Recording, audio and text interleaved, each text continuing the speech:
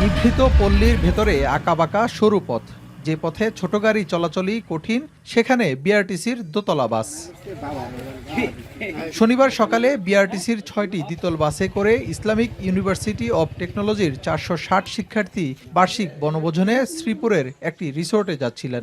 গন্তব্যের ১.৫ কিলোমিটার আগে তেলিহাটি ইউনিয়নের উদয়খালী গ্রামে একটি বাস সড়কের উপর বিদ্যুতের সঞ্চালন লাইনের সংস্পর্শে আসলে হতাহতের ঘটনা ঘটে। মর্মান্তিক এই দুর্ঘটনার পর রিসোর্ট, বিশ্ববিদ্যালয় প্রশাসন ও পল্লী বিদ্যুৎ কর্তৃপক্ষের বিরুদ্ধে দায়িত্বহীনতা এবং অবহেলার অভিযোগ উঠেছে। ক্ষোভ প্রকাশ করে অভিভাবক ও স্থানীয়রা বলেন, যে সড়কে কোনোদিন বাস চলাচল করে না, সেই সড়ক দিয়ে দ্বিতল বাস নিয়ে পিকনিকে যাওয়ার আগে কর্তৃপক্ষের আরও সচেতন হওয়া দরকার ছিল। লাস্ট যে বাস, এটা বিদ্যুতের তারের সাথে ওর বডি লাগা যায়, ছাদ মানে উপরের অংশ লাগা যাওয়াতে সমস্ত বাস কারেন্ট হয়ে যায়। খাম্বাজি থাকে 35 ফিট, তার উচ্চতা থাকে 30 ফিট, কিন্তু ভাই এটা উচ্চতা আছে সর্বোচ্চ 20 ফিট, মানে 10 ফিট বাই ডাউন আছে। যেখানে 460 জন স্টুডেন্টের একটা আয়োজন, তাদের অবশ্যই এখানে আগে কয়েকবার এসে অন্তত একবার এসে দেখা উচিত ছিল যে এটা আসার মতো রাস্তা কিনা। তবে সড়ক উঁচু করে নির্মাণ করায় বিদ্যুৎ সরবরাহ লাইনের উচ্চতা কমে গেছে জানিয়ে দুর্ঘটনার জন্য সরু পথে দ্বিতল বাস নিয়ে প্রবেশের কারণে বিশ্ববিদ্যালয় কর্তৃপক্ষের উপর দায় চাপান পল্লী বিদ্যুতের এই কর্মকর্তা। কিন্তু দোতলা বাস যদি এই রাস্তা থেকে চলে, সেক্ষেত্রে এই স্পটে না, হয়তো সামনে গিয়ে আরও অনেক স্পট আছে যেসব জায়গা থেকে আবাসিক বাড়িঘরে লাইন গেছে, লাইনগুলো যে কোনো সময় ইলেকট্রিকিউট হতে পারে। এ ঘটনায় গাজীপুরের অতিরিক্ত জেলা ম্যাজিস্ট্রেটকে প্রধান করে ৫ সদস্যের একটি তদন্ত কমিটি গঠন করা হয়েছে। কমিটিতে পুলিশ, পল্লী বিদ্যুৎ ও বিআরটিসি কর্তৃপক্ষের প্রতিনিধি রাখা হয়েছে।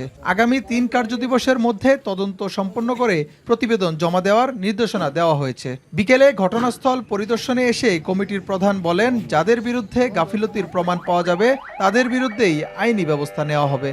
তদন্তের সাথে যে বিষয়গুলো আসে আমরা সবই দেখব। রাস্তার যে বিষয়টা বলেছেন যে সংকীর্ণ রাস্তা, তারপর বিদ্যুৎ স্পৃষ্ট হয়ে যেহেতু মারা গেছে, বিদ্যুতের বিষয়টাও আসবে। রিসোর্টে আসার সাথে আপনারা বললেন যে ইউনিভার্সিটির প্রশাসনের যে একটা যোগাযোগ থাকার কথা ছিল, কিভাবে এসেছে, আমরা সব কিছুই দেখব। এদিকে মর্মান্তিক এই ঘটনাকে নিছক দুর্ঘটনার দাবি করে বিশ্ববিদ্যালয়ের প্রভিসি জানান, বিশ্ববিদ্যালয়ের পক্ষ থেকে ৫ সদস্যের উচ্চ পর্যায়ের একটি তদন্ত কমিটি গঠন করা হয়েছে। দুর্ঘটনা তো আসলে বলে পেয়ে আসে না, এখন এটা আনফরচুনেটলি একটা ঘটনা ঘটে গেছে। এখন আমি বলবো যে এটা কাউকে দোষ দেওয়ার চাইতে এখন বর্তমান যে পরিস্থিতি তৈরি হয়েছে, সেটা কিভাবে উত্তরণ করা যায়, নিহতদের পক্ষ থেকে মামলা করবে কিনা, গার্ডিয়ানদের সাথে আমরা কথা বললে তখন সেটা আমরা ঠিক মতো বলতে পারবো। এ ঘটনায় শিক্ষার্থীদের পরিবার এবং বিশ্ববিদ্যালয়কে সব ধরনের আইনি সহায়তা দেওয়ার আশ্বাস দিয়েছেন পুলিশ। ইউনিভার্সিটি কর্তৃপক্ষ এবং গার্জিয়ান কর্তৃপক্ষ যেভাবে আইনগত সহায়তা চাইবে আমরা সেভাবে করে দেব। আর গাফিলতির ব্যাপারটা তদন্তের বিষয়, তদন্তে বেড়ে আসবে যে কার কী কেবল ছিল।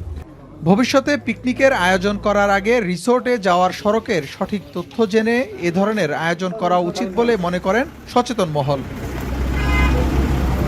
ইফতেখার রায়হান, এখন, গাজীপুর।